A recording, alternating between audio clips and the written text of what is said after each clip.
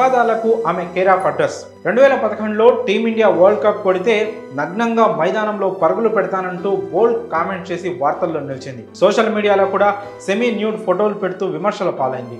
ఆమె ఎవరో కాదు, బాలీవుడ్ ప్రముఖ నటి, model Poonam Pandey. Controversial comment చేస్తూ వార్తల్లో నిలిచిన ఈమె ఈ లోకాన్ని విడిచి వెళ్లిపోయిందంటూ వార్తలు వస్తున్నాయి. సర్వికల్ క్యాన్సర్ అంటే గర్భాశయ క్యాన్సర్తో బాధపడుతూ చనిపోయినట్లు తెలుస్తోంది. దీనికి కారణం ఓ Instagram post. Social media sensational star Poonam మరణ వార్త ఆమె ఇన్స్టాగ్రామ్ ఖాతా నుండి పూనం టీం వెల్లడించింది. ప్రస్తుతం ఆమె వయసు 32 సంవత్సరాలు. ఈ ఉదయం మాకు కఠినమైంది. గర్భాశయ క్యాన్సర్తో పూనం పాండే మరణించారని తెలియజేసేందుకు చింతిస్తున్నాం. ఈ దుఃఖ సమయంలో ఆమెను గుర్తు చేసుకోవాల్సి ఉంది అంటూ పోస్ట్ చేశారు. 1991లో జన్మించిన పూనం పాండే 12వ తరగతి చదువుతున్న సమయంలోనే మోడలింగ్ రంగంలోకి అడుగుపెట్టారు. కింగ్ ఫిషర్ వంటి ప్రముఖ ఫ్యాషన్ పత్రికల్లో ఆమె ఫోటోలు ప్రచురితమయ్యాయి. ఆ తర్వాత నటిగా మారింది పూనం.